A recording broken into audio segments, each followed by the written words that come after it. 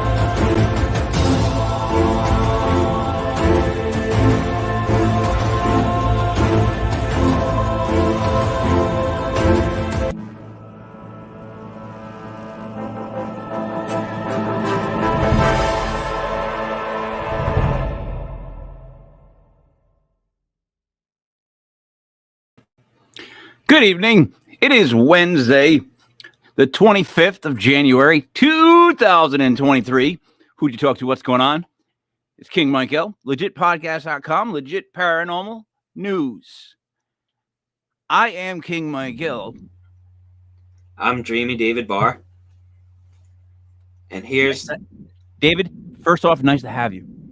Nice to be here, Mike. Thanks for having me. Looking dapper. Go ahead, I'm sorry. Thanks. Although I'm having a little issue. I'm kind of glitching. Kind of like, you know how people say, are we living in a simulation? I kind of feel like I'm in a simulation right now. I wouldn't doubt it. But it's good to be here. Go right ahead with your top story. All right, our top news story. We explore the question, do we have the ability to dream the future? So I'm going to hit you with a few quick examples of this. And this could be a story from Paranormal Sports there, Mike, and it might explain why you were so good with your picks in football this year. Yep. So we're going to flash back to 1993. Okay. Mission Viejo High School senior Michael Lee. He had no idea what to write with his photo to go with his in it for a senior picture in his school yearbook. So he ends up putting Chicago Cubs 2016 World Champions. You heard it here first. So remember, this is 1993. Forward to 2016, the Cubs end up winning the World Series, just like Lee predicted, and his yearbook picture and his quote started making the news. So they interviewed him, and when he was asked about it, Lee said, "It just came to me when I was a kid. I had a dream about it. It was pretty vivid, and that's why I remembered it all the way through high school." So now we're going to move on to The Secret History of Dreaming. It's a book by Robert Moss, and he researched Harriet Tubman, a conductor on the Underground Railroad. She led more than 300 slaves to freedom without losing a single one. She credits her dreams. So she had a head injury, and this kicked up her ability to dream. That's been known to happen sometimes. A recurring dream of following the North Star inspired her to flee north so that she herself could become free. Later, in other dreams, she could fly. And these dreams showed her all the routes which were okay to take along the Underground Railroad, and they also showed her which houses and barns were safe to stay at. Harriet also dreamed that President Lincoln would one day free the slaves. And 3 years later, in 1863, Lincoln issues the Emancipation Proclamation, and her dream came true. And speaking of President Lincoln, he dreamed his own death without even realizing it. In March of 1865, Lincoln dreamed that he was following mourners through the White House. He asked the soldiers guarding the body who was dead. They told him that the president had been killed by an assassin. In April of 1865, he was assassinated by John Wilkes Booth. So imagine if he had been able to realize that he was the one being mourned in the dream. Maybe he could have prevented his assassination. Who knows?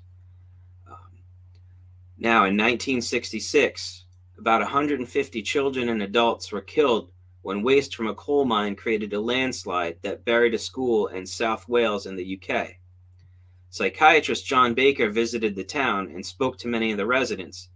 He realized that people, including some of the children that were killed, had mentioned having dreams and premonitions about the disaster. So Barker goes back to London, ends up advertising in a newspaper, asking anyone who had experienced a premonition before that landslide to send him a written account. He received 60 replies, 30 of which mentioned a dream of the disaster. Now on to someone that I actually know personally, Wanda Birch. In her book, She Who Dreams, she shares a dream about an encounter with a red Honda. Here's the dream.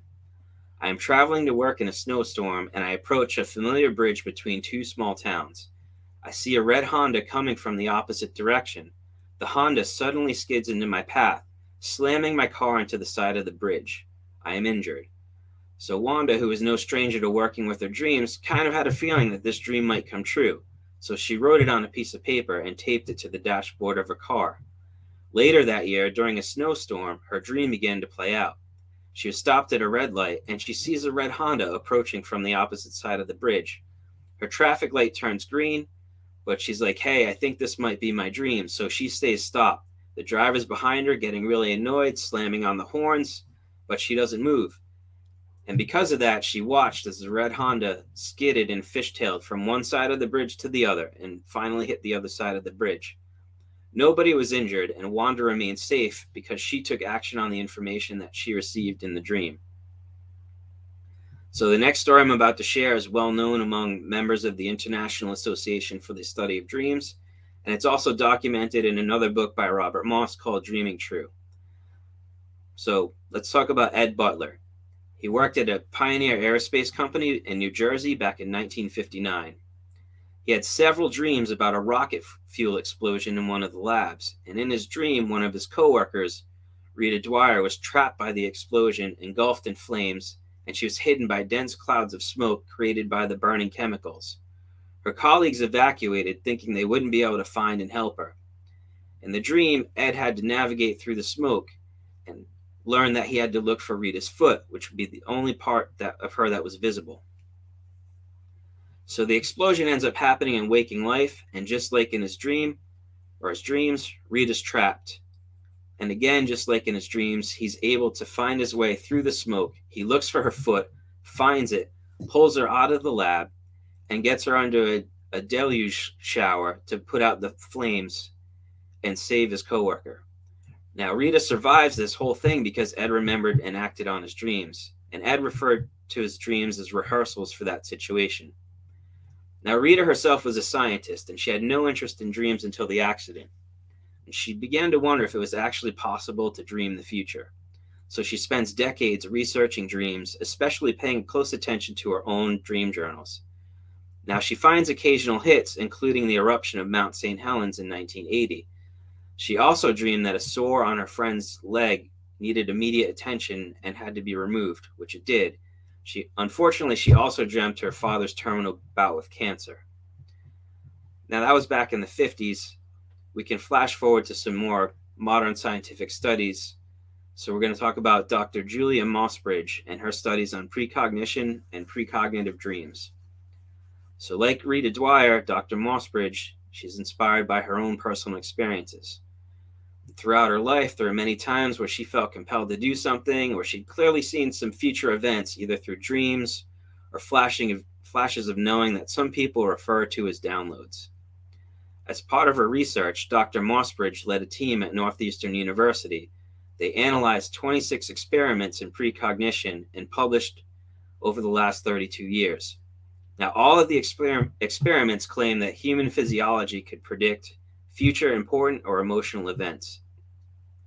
The team concluded that the human body goes through changes in advance of future important events, alerting our non-conscious minds seconds earlier to what likely is to happen.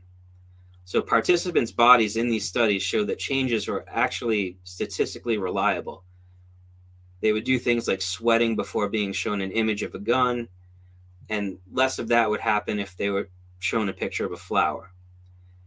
Now, these precognitive reactions happen too often to be scientifically simply considered chance.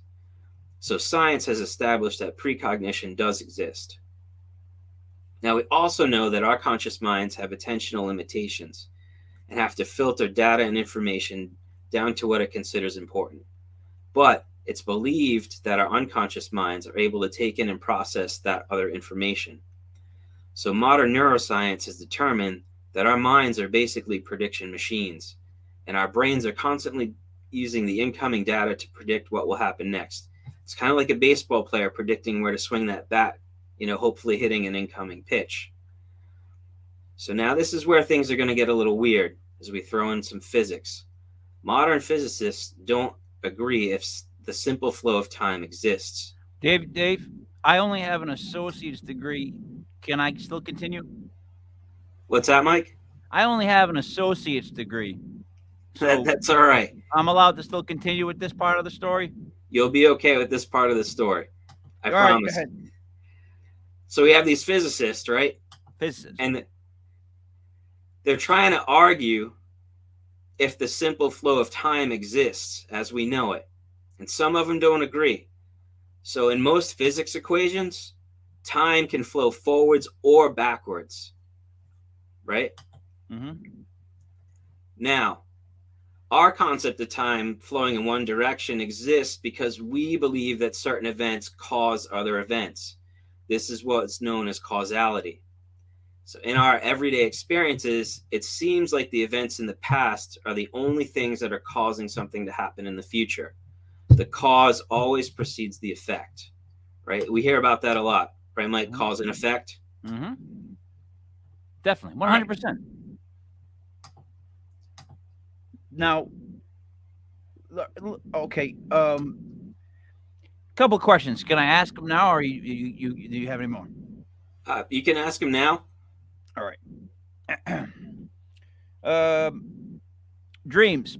Some of us that don't dream. For those of us out there that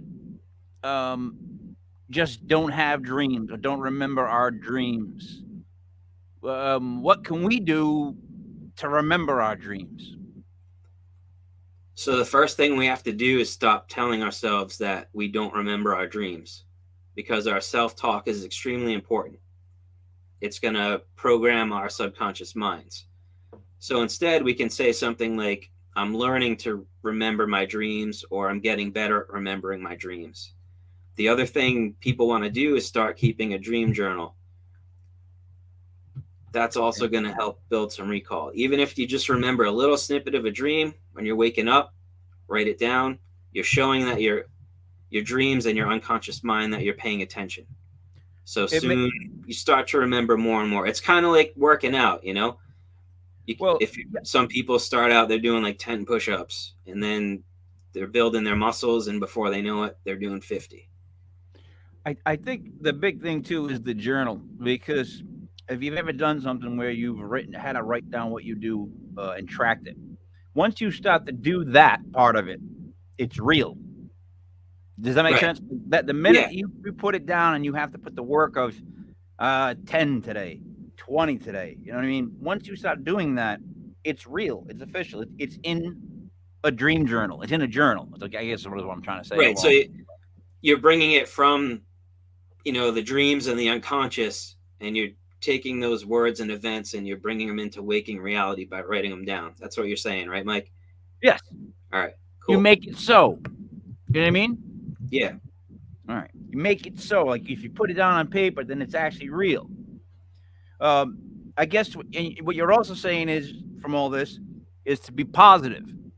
That seems to be a prevalent thing. And also, precognition. It's best to lean into it. Like, in other words, those feelings you get, like if you get a bad feeling, you're in a place, like lean into that more, trust it more, like develop that more too. I think. I don't know. What do I know? I only work here. You tell me.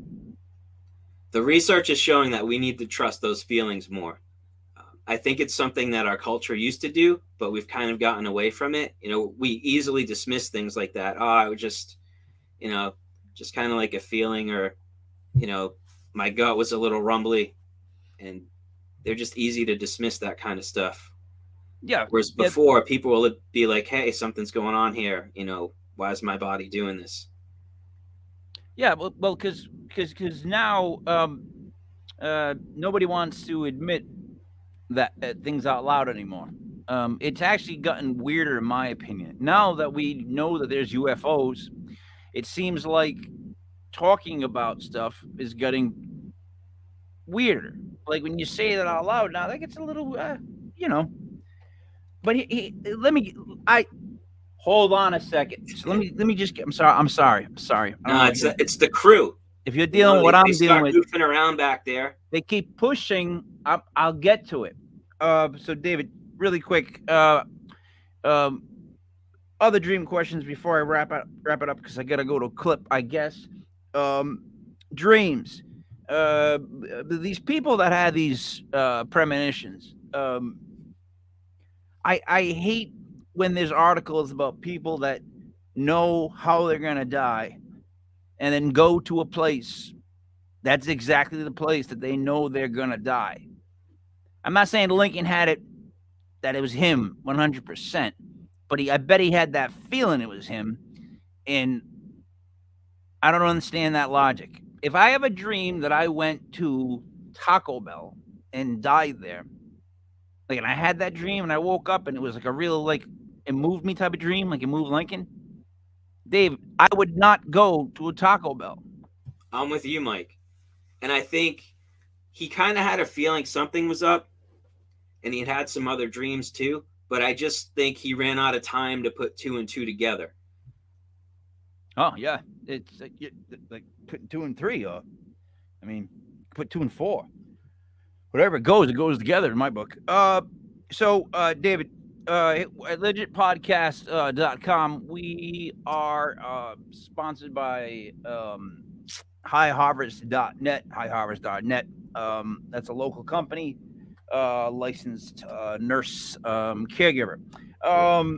Also, though, we are now being sponsored by this I guess it's a puppet show. I haven't quite figured it out yet, but they have a clip for us. I guess we're gonna roll to one of their clips for the news. I don't know what it is, but let's roll to that now. Hey, how's everybody doing? It's me, Little Tommy Toes. Did you miss me? So anyways, Guy, I'm just hanging out here at the set.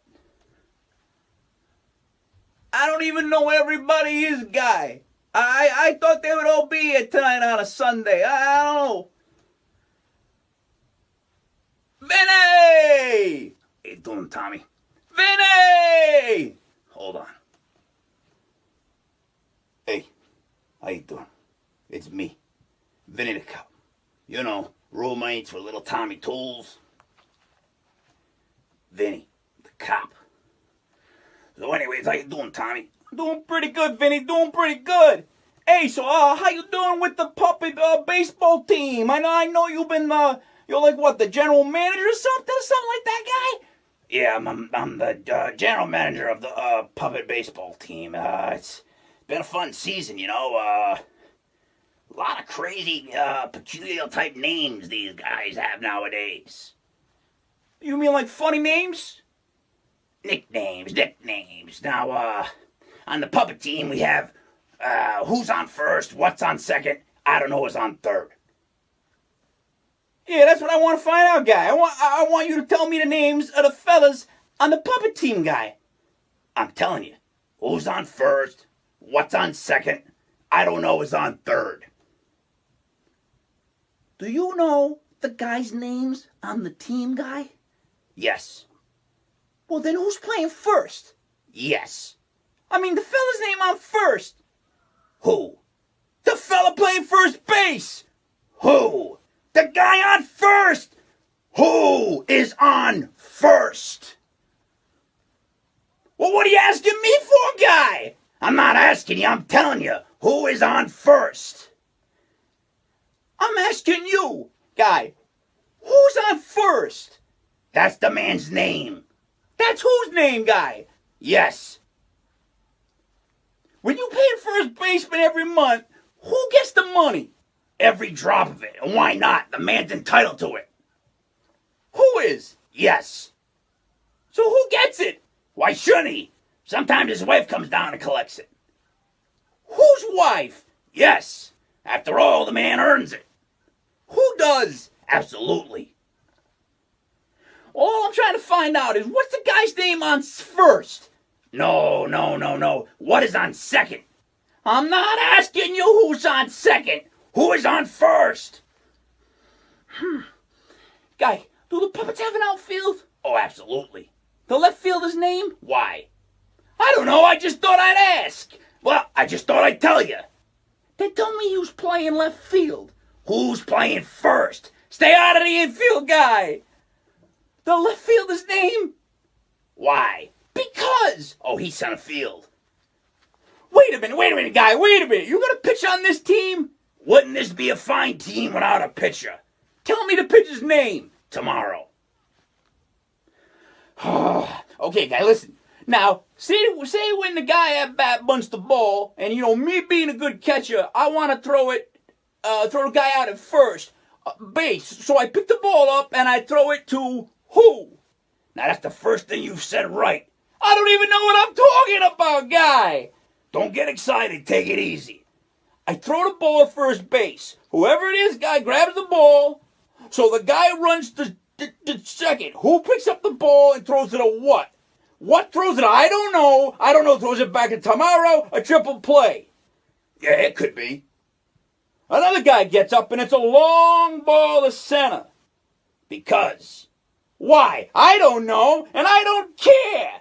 What was that? I said I don't care, guy. Oh, that's our shortstop. Thank you. Thank you, guy.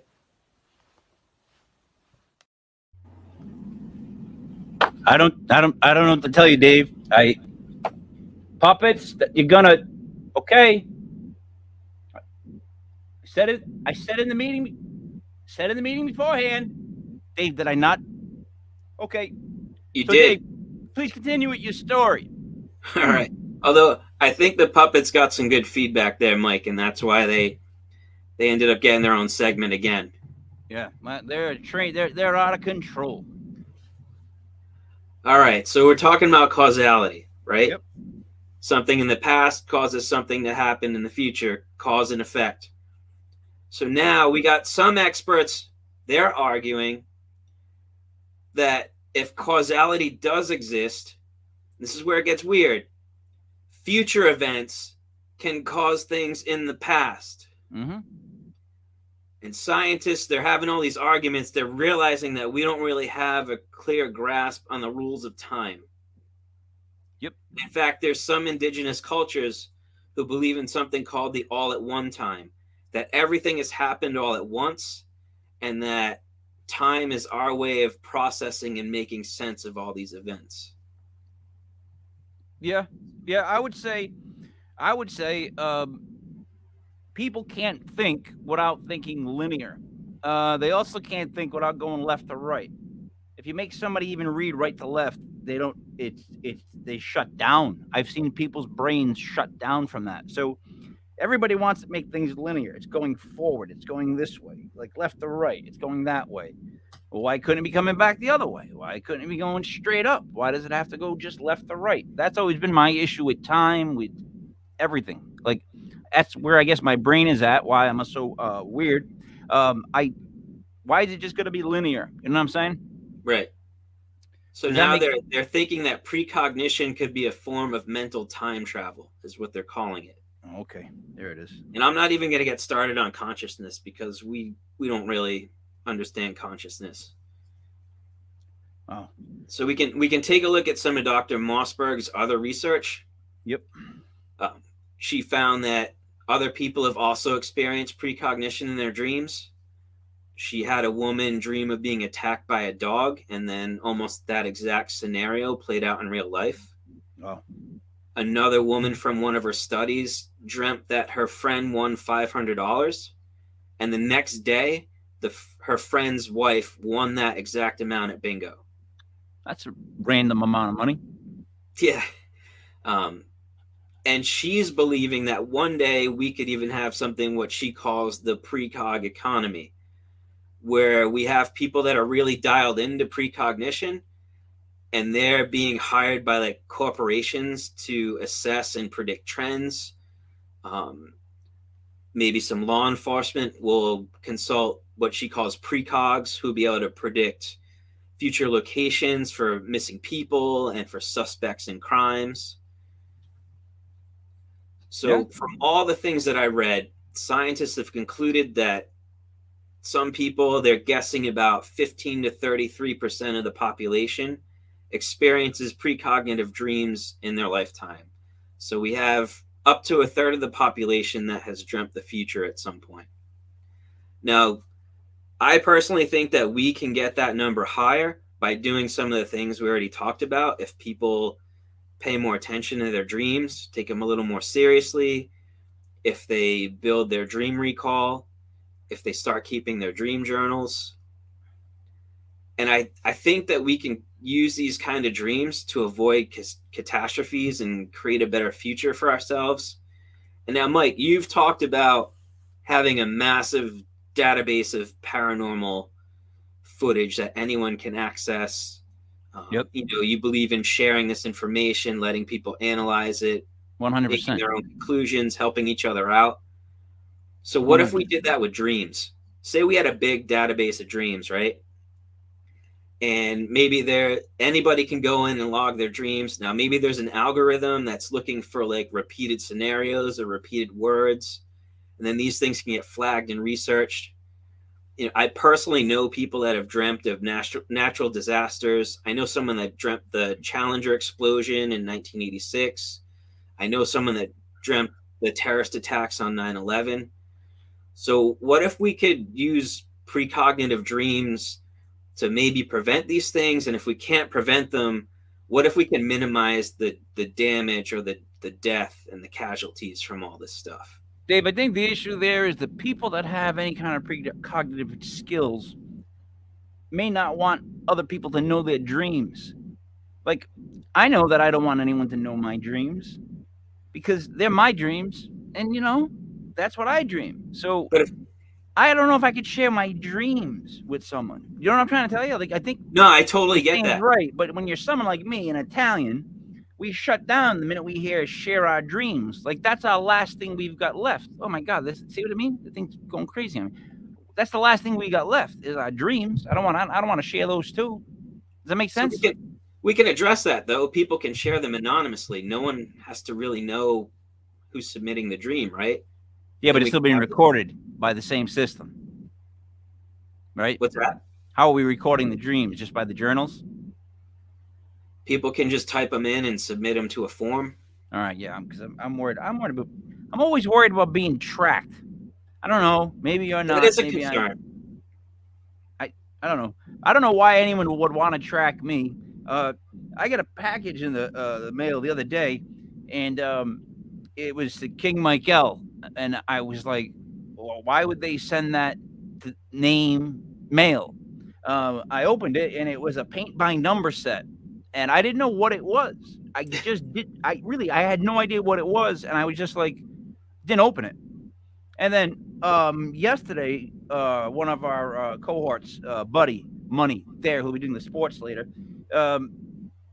he texts me and he says, did you get any mail? And I'm like, you mean email? And he's like, no, regular mail. And I'm like, oh, all right. I'm like, yeah, I got a paint by number set.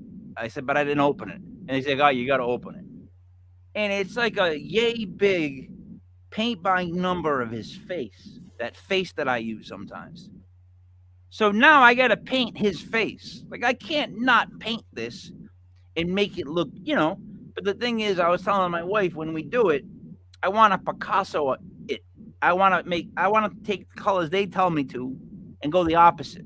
I want a buddy that's, you know, like I don't know how to say, not Andy Warhol, but like, you know, a little different. Dave, any more to wrap up on that story, or can I kick it over to I'm getting word we have somebody in the field. That's it for me, Mike. All right. Thank you, David. We're gonna be kicking it over now to join us, Gene, Jet Fuel Broider. Gene, how are we? And your microphone is muted. I'll let you know when it's not. Now you're on mute. Not for long. How are we, Gene? Hey, hey, hey, Jet Fuel Gene reporting for duty from the field, which is vast and expansive. How's everybody? Doing good. Good. How are you, Gene? Doing great. Thought we'd pick up where we left off last week, talking about the whopping 11-page report the Pentagon issued on UAPs. Think UFOs. They've renamed them to confuse people, but we know what they're talking about. And I'm going to share this again if that's cool with you. We cool? Taking over.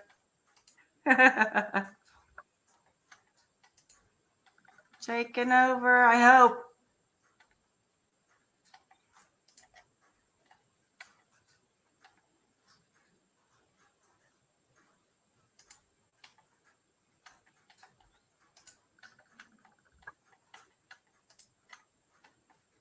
Well, I'm experiencing technical difficulties. Can you hear me? Mike, you're on mute. Have I been on mute the whole time? Yes. And it's the first time you said something, Dave? HR. Seriously, we gotta have a meeting. He didn't even tell me I was on mute. I wasn't sure if you were yelling at the On mute. staff or not. I digress. Gene, I'm carrying on here. are you ready with your story? I am ready. So last week we talked about the whopping 11-page unclassified from the Pentagon Office of the Director of National Intelligence 2022 annual report on unidentified aerial phenomena, UAP to you and me, because we can't get enough acronym soup. Okay, so this whopping 11-page report basically says we, the government agencies, are going to make more committees to study UAPs, UFOs, as if in 70 years of cover-ups, they know nothing about the phenomenon. They're just going to start from scratch.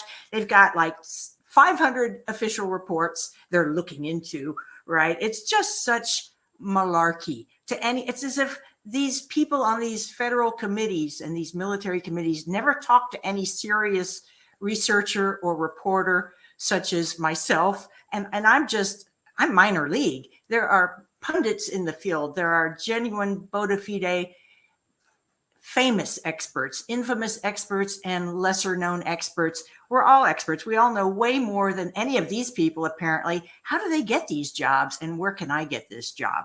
In any event, the report in all of its 11 pages states 3 times we're going to make more committees, and these committees, we promise, will operate together. They will coordinate their efforts at taxpayer expense, of course. The official statement came from the press secretary of the Pentagon and he's referring to a section of this report that has to do with continued reporting and robust analysis are providing better fidelity on UAP events, but many cases remain unsolved. And then there's a section on flight safety concerns and health implications, and that's what I want to talk about today. According to the Pentagon, and I'm reading right from this unclassified document under flight safety concerns and health implications, UAP, think UFO, pose a safety of flight and collision hazard to air assets. What are air assets? Those are things that the military owns or our government owns that propel themselves or hang out in the air. Those would be airplanes, helicopters, even missiles. Okay, perhaps even low flying satellites. I'm not sure. There are undoubtedly official definitions of all these things, but these air assets are presented as a reason to distrust this UAP phenomenon and put it into the category of defending national security and our airspace. So here's the justification. UAP pose a safety of flight and collision hazard to air assets, potentially requiring aircraft operators to adjust flight patterns in response to their unauthorized presence in the airspace. They're playing dodge 'em, okay? Dodgeball, basically, that they have to veer up our our people have to veer off course to avoid colliding with these things. I think it's hilarious. I'm sure it would be frightening if you were up there in the air asset experiencing this, of course. They are these UAPs, how dare they operate outside of air traffic control standards and instruction. And this is really what it's about. The UAP don't take instruction from any world government. They are beyond world government and they have superior technology. Therefore, our military and other militaries in the world regard these as threats. Even though there has been, according to the same report in another section, there has been no overt threat or threatening action from any UAP that this committee at least knows about. And in last week's show, I mentioned that the threats are only defensive or aggression on the parts of UAP are typically, not always, but typically in response to being attacked first. In any event, regarding health concerns, there have been no encounters, this is the critical part, no encounters with UAP confirmed to contribute directly to adverse health-related effects to the observers. That's just patently wrong. Acknowledging that health-related effects may appear at any time after an event occurs, an official organization that's tracking, another acronym in acronym soup that they've invented with this new task force to study UAPs. AARO, AARO, will track any reported health implications related to UAP should they emerge. Well, I got one for you, buddies, over there at in the communications intelligence community of the United States. We have the case, and it's a landmark case of Airman First Class John Burroughs. This gentleman had the exciting misfortune to be one of the hands-on responders in the Rendlesham Forest case. It's a very famous case out of Britain, and it's incredible that many people around the world have never heard of this case. I wrote about this many times, and I'm going to read to you from my report January 1st, so New Year's Day, 2019. 3 years ago, I wrote a two-parter, and the title of this lawsuit proves Rendlesham UFO case. Now, I'm not going to read the whole thing, but I do need to set the context here. So, the famous Rendlesham Forest UFO event has been covered extensively by many qualified and credible researchers. There is so much evidence that supports testimony given by multiple eyewitnesses. The Rendlesham Forest incident began with a series of reported sightings of unexplained lights in Rendlesham Forest, Suffolk, England, that's a county in England, in late December 1980, just outside Royal Air Force Base Woodbridge, used at the time in 1980 by the U.S. Air Force. So we have U.S. airmen and women stationed at RAF, that's British, Woodbridge Base in Britain. Okay, so events unfolded near two former military bases. One of them was RAF Bentwaters, which is north of Rendlesham Forest. The other was RAF Woodbridge, which extends into the forest from the west and is bounded by the forest on its northern and eastern edges. And when you look at a map, it's very clear how these two bases relate to the forest, their boundaries. The bases bound most of the forest. And so this event occurred in the forest over the course of 3 nights from December 26th through December 28th, 1980. U.S. military personnel were stationed at both bases at the time. Wing Commander Colonel Gordon E. Williams was responsible for both bases. Colonel Ted Conrad was base commander, and Lieutenant Colonel Charles I. Halt was his deputy. Halt's firsthand account of his experiences leading a team to investigate the strange lights spotted visually and on radar during the second night of sightings are detailed and convincing. Lieutenant Colonel Halt submitted an official military memo with his incredible testimony. At about 3 a.m. on December 26th, a security patrol near the east gate of RAF Woodbridge saw, and I quote, a strange glowing object, metallic in appearance with colored lights, unquote, frenzied nearby farm animals, and a landed craft that left 3 impressions or depressions in the ground that were visible the next day. So they had a unit go out and check this out in daylight. This all happened in the night, 3 a.m. They went out when they could see, and they made more observations. Sergeant James Peniston said he walked up to the UFO and touched its warm surface and copied the numerous symbols on its body, which were described later as hieroglyphics, and you can find them in the literature transcribed if you care to. Okay, after midnight, 2 nights later, Halt led several servicemen with radiation detectors back to the same spot. The group of trained observers saw more strange lights. This is 2 nights later. Halt later submitted a tape recording he made on the scene, and I've heard that, and an affidavit to his commanders in addition to his memo, quoting Halt, I believe the objects that I saw at close quarter were extraterrestrial in origin, and that the security services of both the United Kingdom and the United States have attempted, both then and now, to subvert the significance of what occurred at Rendlesham Forest and RAF Bentwaters by the use of well-practiced methods of disinformation. Okay, skipping ahead a little bit. U.S. Air Force police officer John Burroughs was stationed at Bentwaters, and he too was part of the investigative squad led by Lieutenant Colonel Halt. Both Burroughs and Peniston walked right up to the glowing object that lit up the forest gloom.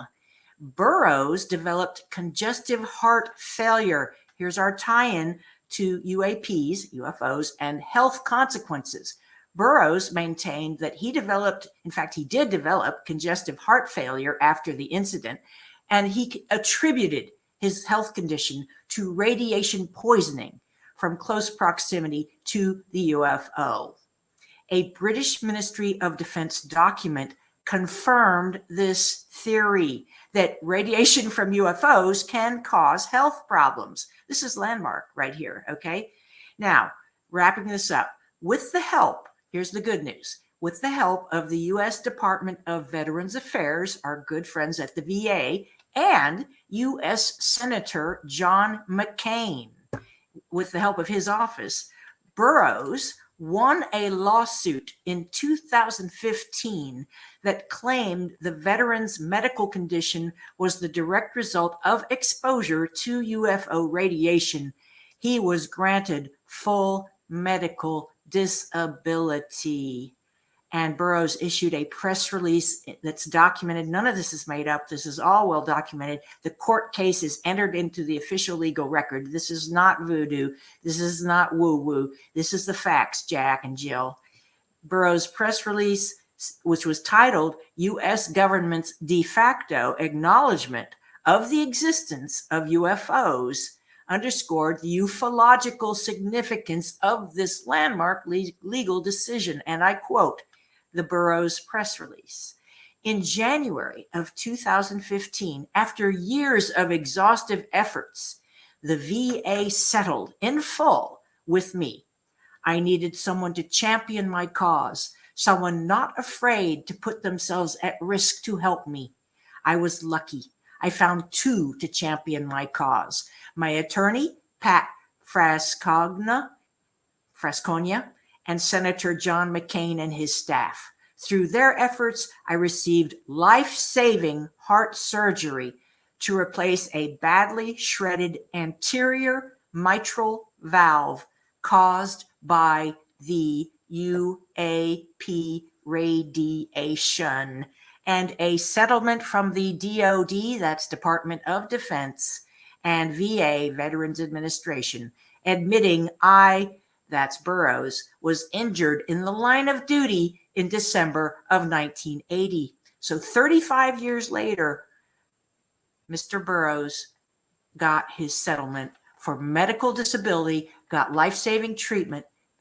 Thank our lucky stars that sanity prevailed at last. Wow. Back to you, King Michael. That's And Dreamy wow. David Barr. That is why we call a jet fuel Gene Broider. Let me just touch upon two parts of that. When you said interior mitral valve, I realized that it could be a made-up word, and I don't know.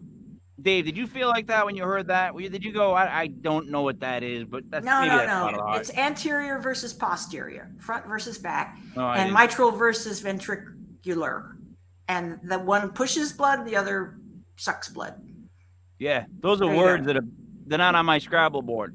Yeah, well, I'm a Scrabble champ, so Yeah, stick with me, bud. Stick I with get. me. I'm starting to get that. The other one was, I actually like Manlark over Landmark. Do you? You said that by mistake, but We it could actually make that almost change. it makes as much sense. Think about it, Hey, Dave. A It landmark should be Flutterby. is a manlark. Doesn't Like- Flutterby make more sense than Butterfly? That's true too. It flutters by, doesn't it? I feel like there should be smoke coming up on our screens right now. David, any questions for Gene? I don't know. I've always hoped to like see a UFO, but after hearing about all the radiation poisoning stuff, I'm not sure I want to see one now. No, I have an agreement with them. I'll write books like Unknown Objects, the top 10 U.S. UFO cases available on Amazon, and I will do newscasts and I will report the truths as I can find them. I'm a light worker, number 111. Thank you very much. But I don't want to see them. I don't need to see them. I know they're there. I know my government knows they're there, more importantly.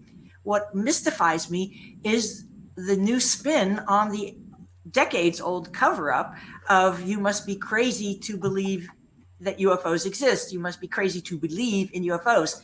I've maintained for a long time that the UFO phenomenon is not a matter of belief or faith. It's a matter of facts. And so I go for the facts, and the facts are being obscured by the federal government. However, what's interesting is now the Pentagon and its other intelligence service related branches and agencies have decided so many people know that UFOs exist and take it for granted. Basically, there's no panic about it, particularly. It's in the culture. I think they've done polls and surveys. So the reasoning in the 1950s to cover up UFOs that there would be mass panic and would topple world religions, it has some validity today, but I think much, much less. People are nonplussed by the idea that there are UFOs.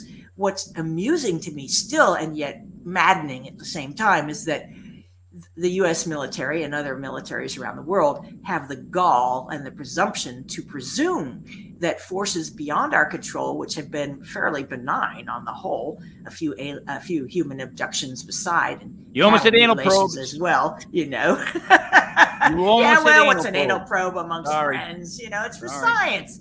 What do we do to seals and animals we track? You just think about bears. We put tags through their bodies and stuff, their ears, and I'm not justifying it. I'm just saying that the government has decided, instead of calling people crazy for believing in UFOs, they said, well, they actually do exist. We have them on FLIR, forward-looking infrared radar. We have them on FLIR imaging. We have bona fide documentation from sworn to uphold the Constitution, military service people. And now the government's posture is, we want those people to come out and whistleblow on what they've seen, implying or stating directly that their pensions, their futures, their reputations will not be besmirched and taken away. They won't be silenced or canceled. They won't be part of this cancel culture that really started with enemies of national security as deemed by the CIA, those whistleblowers who are saying that, who oppose the official narrative, no matter what it is. This narrative was that UFOs do exist. That narrative started right after World War II. And now we're being told, as of just a few years ago, 2020, the Pentagon came out and said, yeah, those TikTok videos, they're real, they're military. We have declassified them so everybody can take a good long look. And you hear the pilots going, oh, but Jesus, what is that? oh, holy freak. Never seen anything like that. So we know they're not from around here. So where are they from? That's what we don't know. Can I leave you with this? This is what I want to ask. I guess is my last question. So am I to believe that neither of you have seen a UFO? Well, I didn't say that. Have either of you then? Let me rephrase my first phrase. Have either of you seen a UFO? Gene, have you? Dave? I have I every reason to personally have believe not. I have, but I believe I have a screen memory blocking it. And I believe it happened when I was before I was talking. So But age you're not 3, 4. 100%. But you're not 100% on it. Okay, Exactly. you're like, oh, It's more intuitive knowledge than empirical knowledge. Okay? Dave, did the you? feeling I have. I have not, but my high school chemistry teacher claimed that he was an alien. Mr. Law, God bless his soul. Hope he's resting in peace. But he made an interesting argument that aliens do exist and they're out there. They said that the elements that make up the Earth are a constant throughout the universe. So they exist everywhere. And this combination or one similar to it has to exist somewhere out there, and that can support some kind of life that's similar to us. I find it extremely bizarre that I'm the only one out of the three of us that's actually seen a UFO. Because I am not joking when I say I saw, without a doubt, something that would be considered a UFO. And I have three people, well, two and a half, let's say, because you count some people, 2.5 people that have the same exact story and memory of what happened. Lincoln Woods, located in Rhode Island. Like 17, 18, back in the day, you'd grab a bunch of natural light beers and you head off into the woods and you and some girls and you go hang out. I mean, I don't got to spell it out for you guys. Do I got to spell it out? Do I need to? In the summertime. So, anyways, Never. we come around the corner walking, and it's a true story. All of a sudden, there's something above us, and it's above us. There's no doubt there's something above us, and there's 3 lights and then 1 light, and I just remember we just all stopped, and it was like one of those what the moments, but no one said a word, and it just kind of made like a humming sound. And here's the thing: if that would have just stayed like that, I think we would have just started walking again. But the whole thing went whoop and was gone. And when that left, that's what freaked me out, because the way it left, I saw it leave. It was dark, but I could still see the whole thing above me move and leave the way it did. And we never told anybody, none of us. We kept it to ourselves. I never told a single soul. And then, I remember, years later, having drinks with a guy, and he's like, "You remember that time?" And I'm like, "Yeah. Why didn't we tell anybody?" And we're like, "I don't know. Just never brought it up." See, this paranormal stuff, the more I get into it, the more I'm realizing. Well, that's a crazy story, but dig this. Kurt Russell was flying with his son as the passenger westbound in Kurt Russell's private jet, small one, I think. I don't know much about private jets, but they were flying into Sky Harbor, which is Phoenix, Arizona, and it was the night of the Phoenix Lights, which is one of the chapters, in fact, the last chapter, chapter 10 of my book, Unknown Objects, the Top 10 U.S. UFO Cases. So flying in, his son noticed this strange light. He said, "This light doesn't seem to be where it belongs, or there is a light where no light should be." And so Kurt radioed the tower at Sky Harbor and was informed there should be no light there. And there was. So they landed and forgot all about it until years later. Kurt walked in when his wife Goldie Hawn was watching a special on television about UFOs, and they mentioned that a pilot flying into Sky Harbor that night had radioed the tower about it, and they had the call number off his plane, the ID number off his plane, and they read it off on that show. And he recognized, it's like your social security number if you're a pilot, or your date of birth. You know what it is. And he had probably been listening with half an ear. He said he lingered in the doorway watching. And when they read off the number of his airplane, the ID number, he went, "Well, holy smokes, that's my airplane." And then it all came back to him. the whole memory of everything that had happened. He had just conveniently forgotten it. And you asked me, have I seen a UFO? I think I have conveniently forgotten rather frightening experiences that I had as a toddler. And there are many documented cases where people who've gone through regressive hypnosis remember or claim they remember when they were, before they could speak, that they had been abducted and things had happened to them on ships. So I think I was abducted and things happened to me on a ship. And the things that happened were more like testing and not so much like anal probing. Okay. Well- but it was terrifying being taken from my home into this strange place with other beings, right? And it happened more than once. I think there was something that might be an indoctrination. So that's Okay. my impression. Gene, I'm gonna have to let you go. I gotta get to Buddy's Paranormal Sports. I don't know what that means, but we appreciate you stopping by as always. Everyone, Jeff Eugene Broider. Thank you so Always much. a pleasure. Can't wait to hear those sports. And there she goes. Now, how do you follow up Kurt Russell? I mean, that's a tough guy to follow up right there. Now, here's my question though to you, Dave. Favorite Kurt Russell movie, and is Kurt Russell funnier than Goldie Hawn? Let's see, Kurt Russell, Big Trouble in Little China, Bang. and I think he's definitely had some entertaining moments. He's had some pretty good roles. I don't know, Jack Burton. I just love that character, that movie. Goldie Hawn is one of.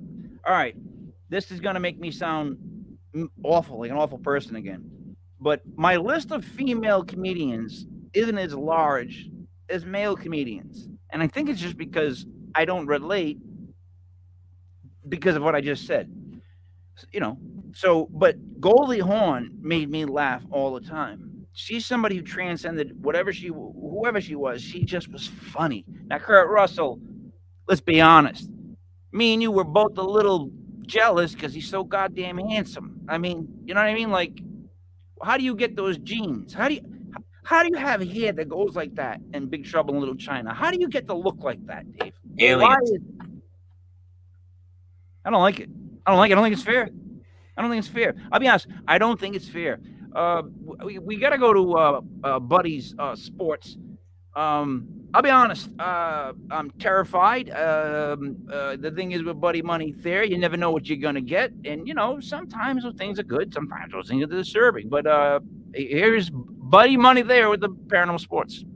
Let's see if I can share this. Can you guys see this? Is this up on the screen? Can you see Buddy's face? It's there.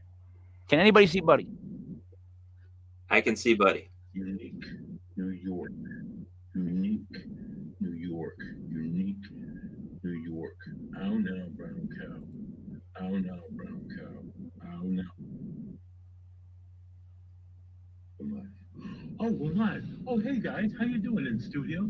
This is Buddy Money Thayer reporting live to you from Queen City, which is Cincinnati, Ohio, where quite the paranormal scene has been happening in recent sporting news. Not just recent sporting news, but sporting news in Cincinnati from, I'm gonna take this thing out, it's killing me, from a long time ago.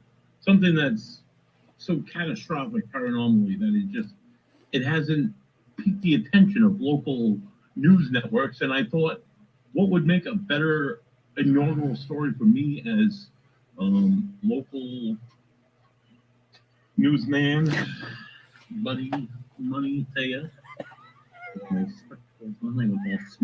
then a lovely piece about some of the recent things and not some of the not so recent things that have been happening in paranormal and sporting news in the Queen City, like I said, Cincinnati, Ohio. Don't mind my dog who's barking at the local Bengals fans as they walk by. Now, calling Bills safety Damar Hamlin's injury on Monday Night Football scary is an understatement. It's scary as any horror movie that I've ever seen.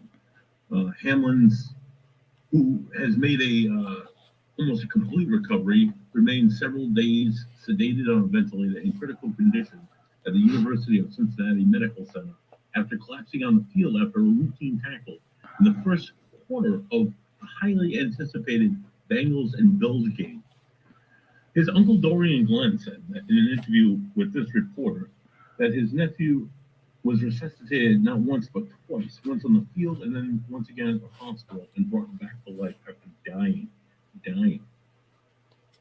What happened here is seldom seen in any professional sports setting, especially this country's most popular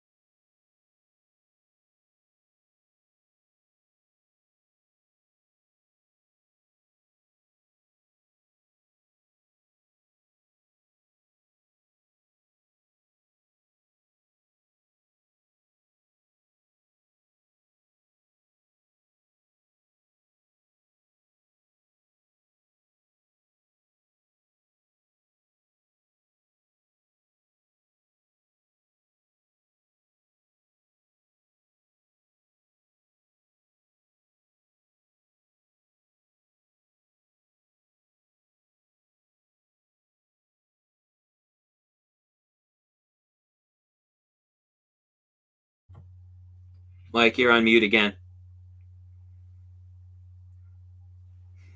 Dave, first off, he talked so slow that I felt like he was falling asleep as he gave the sports. That was 4 minutes of sports in 8 minutes. Do you agree? I do. Okay.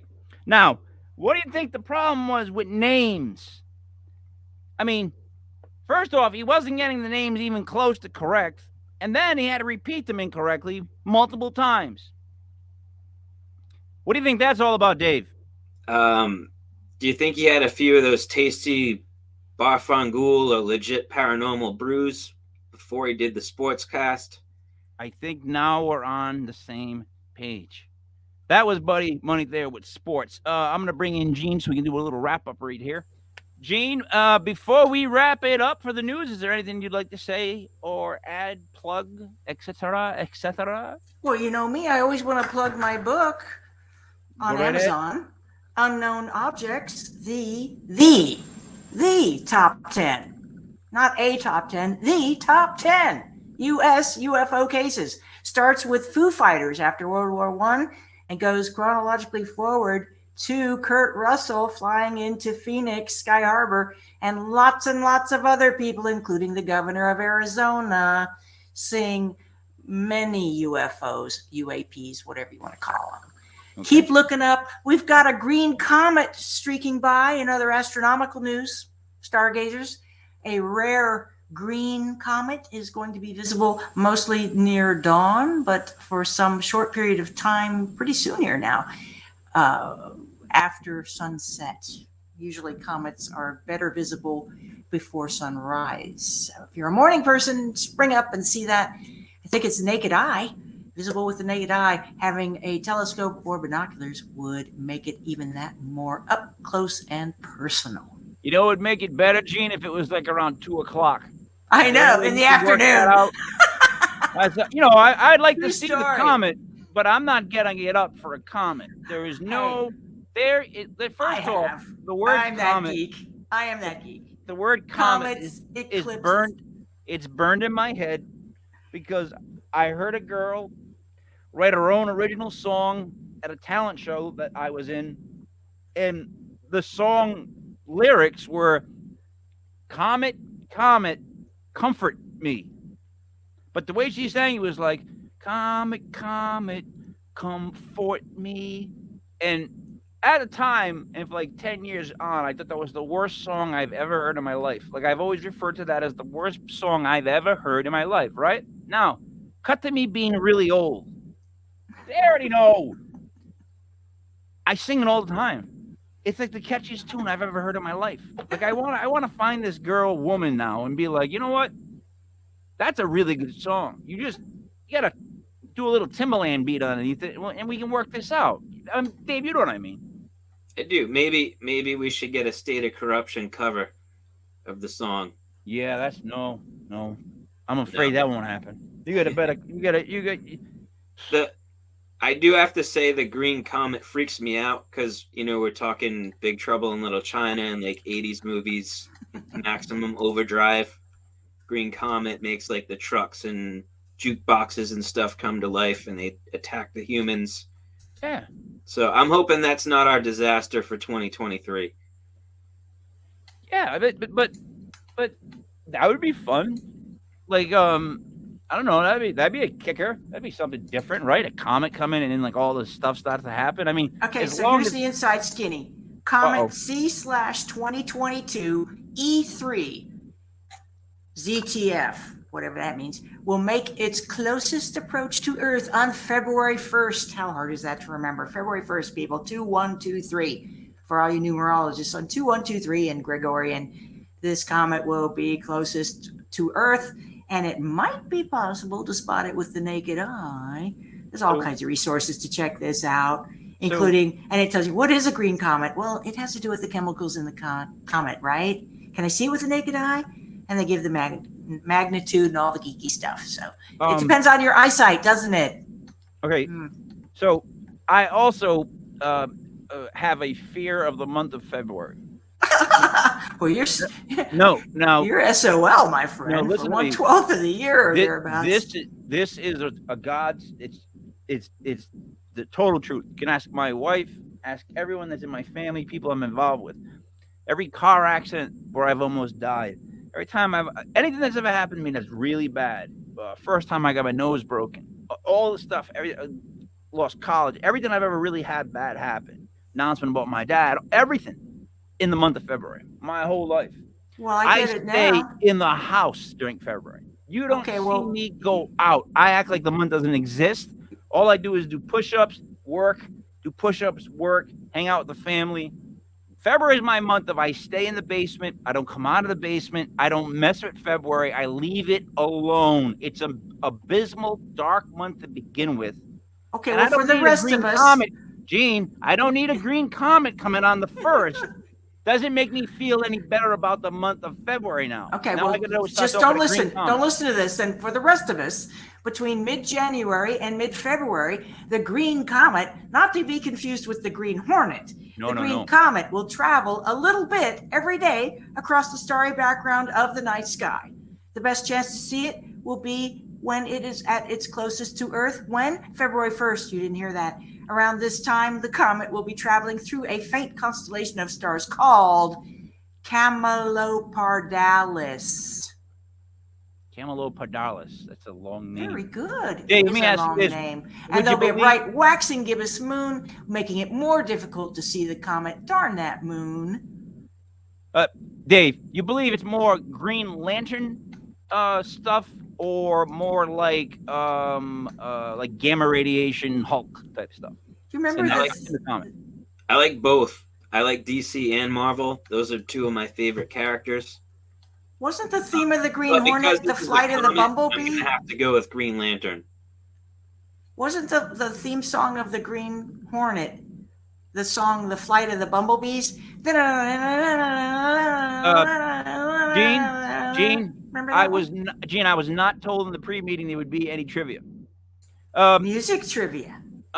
Yes, no, I believe that the green stuff is gamma radiation. Because Okay. as much as I like Green Lantern, and I think he's been underwritten, underplayed, underused, he has such amazing abilities. Word. We won't get to they have ruined the Hulk. I'm going to do a rant here for a second because you know what? I didn't give a story. We ran out of time, so I'm just going to do a quick little rant here. They have done such a horrible job of portraying the Incredible Hulk in these Marvel movies that I want to lose my mind and reshave my head. And by the way, my hair all grew back, and it was like, now I got to take care of it. I don't like it. So, the Hulk, they've ruined him. They've made him that part Banner, part whatever. The best part about the Hulk is what? He's the strongest there is. Why? Because the madder he gets, the stronger he gets. And then the question's always asked, well, what's his limit? And everyone who really knows should say he never has reached a full limit. He can keep getting angrier and stronger. Now, you put Mark Ruffalo in there, and he's like the friendly yoga Hulk. It's like, what does that got to do with the Incredible Hulk? He's supposed to be incredible, and he's supposed to be like running around and smashing stuff. Hulk smash. Hulk smash. Like, am I wrong? Am I wrong? Someone tell me I'm wrong. Is the Hulk not lovable now? Why is the Hulk lovable? I support you 1,000% on that, Mike. They butchered Planet Hulk, and they really need to do a World War Hulk movie and just let him smash everything. Yep, they made the Inhumans.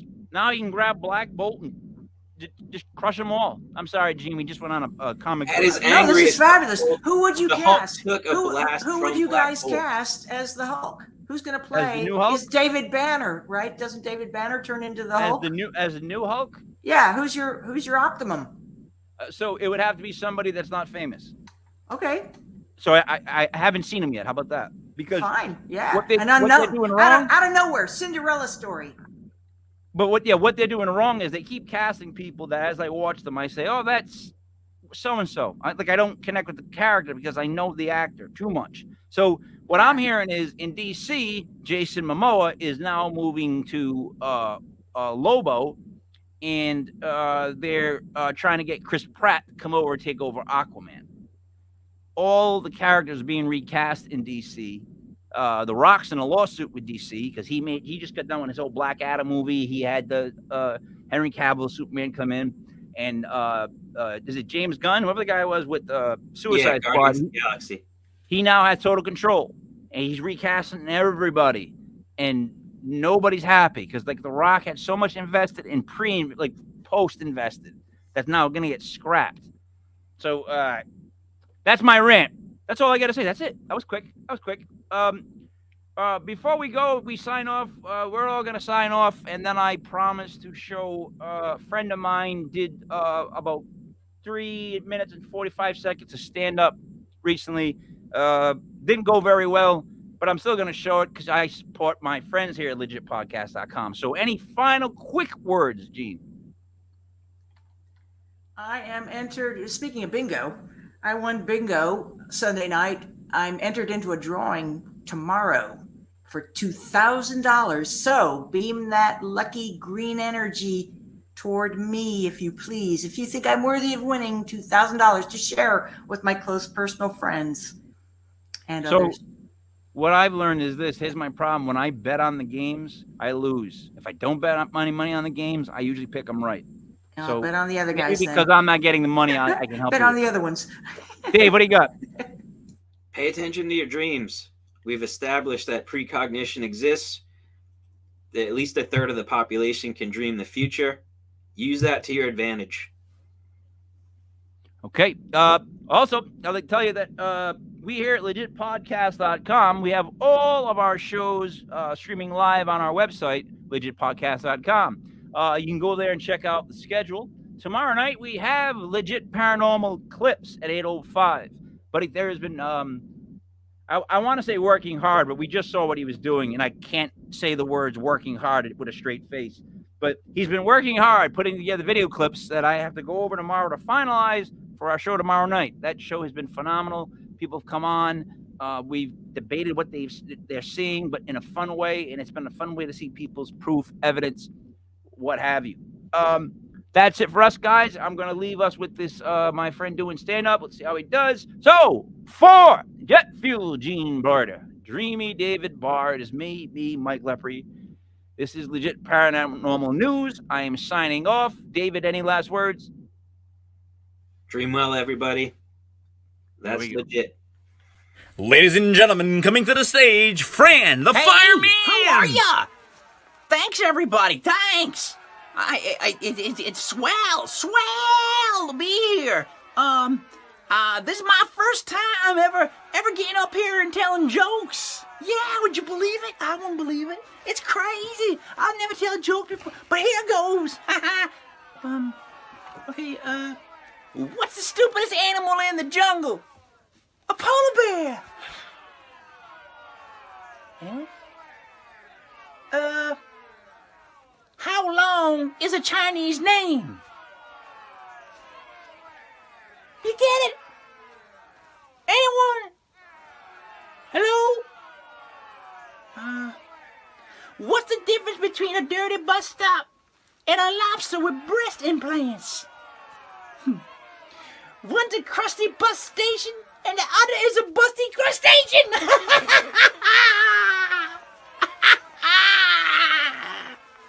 Crusty bus station and the other's a busty.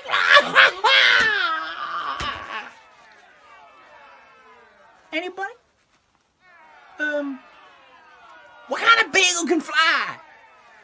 A plain bagel. Nothing? A toothless termite walks into a pub and he asked, "Is the bartender here?"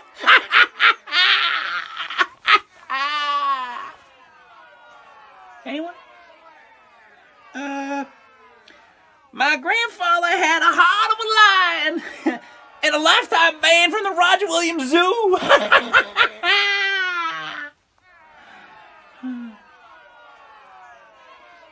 What's clear and smells like paint? Chloroform.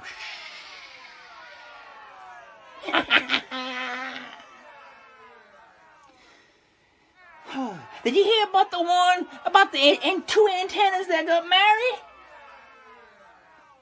It was a nice ceremony. But the reception was amazing!